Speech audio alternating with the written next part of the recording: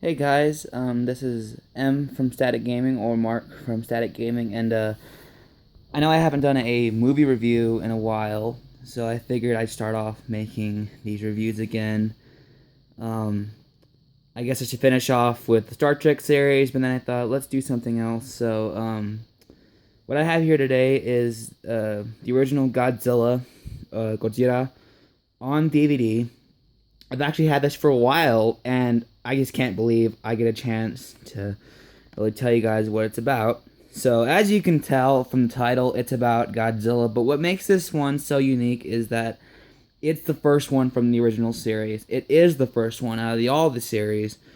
And so, what I have to say about this movie, honestly, this is probably the best one out of the entire Godzilla franchise. I mean, you can debate the best ones. You can say Mechagodzilla 2, you can say versus Gigan, Giga Ghidorah. None of those compare to this one. This is the first one that Toho ever made and produced, and it says it right here, the original Japanese masterpiece.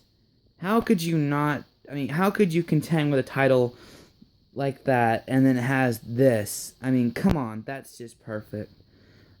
It also includes the theatrical release of Godzilla King of the Monsters. This was the American release in 1956. So basically, what happened in the 50s was that a lot of these movies didn't get released because of their foreign rights. And this was made in Japan, so it's translated in Japan.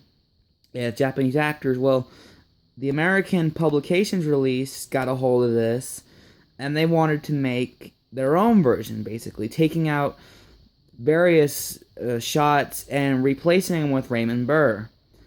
As you can see on the back, that is Raymond Burr. He is deceased, but you might know him from Perry Mason. But like this, a critically acclaimed classic and one of the greatest monster movies of all time. That statement holds up. It ranks up there with The Thing, Them, and a whole bunch of other monster movies that have really gotten kind of like a bad rep. But this one, I know Roger Ebert gave it a very bad review, and a lot of critics loved it because of its style, its message, and overall, it's great. It's great acting. The special effects that really got it its name.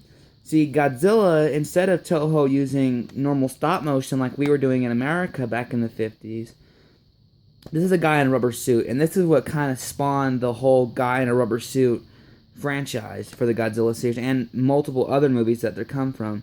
It just goes to show you that a lot of these films were not big budget, but they were, low budget films, and they weren't the schlock films that you saw on a drive-in theater on a Saturday night. This edition has 2 discs. It has the original Japanese masterpiece and the American version, all licensed by Toho. This is a little symbol down there, and you can see my phone reflection. Overall, I think this movie gets a very bad name because it's not computer generated graphics, and I think that's one of the ideas I think I'll do for a comparison video one of these days is CGI to practical effects. This movie is probably the king of practical effects. It's got practical effects with tanks, electricity, everything. And I guess I should go more in detail. What I mean by that is they had practical effects for everything. And when I say practical tanks and everything, they had miniatures that were set up on a large-scale set and were displayed and basically had to fire many little miniature rockets, like fireworks, basically. But what this film does is it takes a different direction. It doesn't just explain everything in one take. It follows the storyline very well. It's very fluent. It doesn't ever become dull at any moment. It doesn't automatically explain the plot in any way that's, loose or unintelligent. What it does is it explains the plot perfectly. It doesn't just say, oh, a giant radioactive monster. It explains it. It really goes into detail, and that's what I like about Tomohoko Tanaki, is he really explains the depth of the film. It goes really high into detail, and you would want to pay, $60 for the box set that this came with. But overall, I think this film is 4 stars, and it is 4 stars to me. But it gets overshadowed a lot by many, and many fans will tell you it's the big one.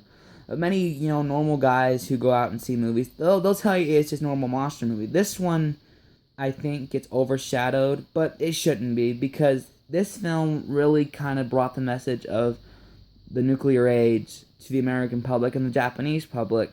And remember, this is made in '54. This is less than a decade after the bombings of Hiroshima and Nagasaki. So they had a message to follow. This is something that they had to follow very well and very in detail. Coming up, I will do Godzilla Raids again and the other sequels in my collection, and then I will do the comparison video of this one and the 2014 version. So stick around for that. This is kind of my restart and kickstart to, I guess you could say, a review line of the Godzilla series. So if you like this video, like it, give it a thumbs up, subscribe to Static Movies. I know I already told you guys we're merging, but this will just be Static Movies, so go check that out. This is Mark signing off, saying, don't forget to game on.